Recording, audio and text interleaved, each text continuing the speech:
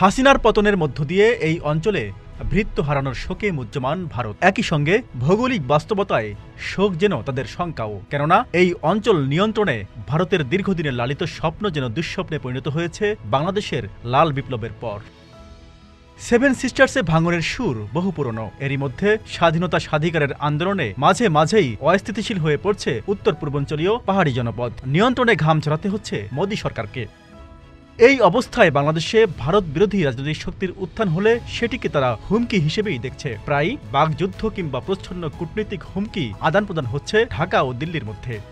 তবে কূটনৈতিক যুদ্ধ যেন এবার সামরিক শক্তির দিকে নিয়ে যেতে চাইছে নয়াদিল্লি। বাংলাদেশ লালমনিরহাটে বিমানবন্দর চালুর সিদ্ধান্ত নেওয়ার পর চূড়ান্ত বৈরী রূপ প্রদর্শন করছে ভারত। এখানে চীনের ঘাঁটি হচ্ছে এমনটি ধরে নিয়েই এবার ত্রিপুরাতে বিমানবন্দর সংস্কারের হাত দিয়েছে নয়াদিল্লি।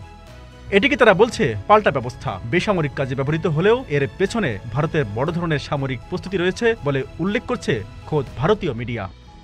Z news, Dhaka.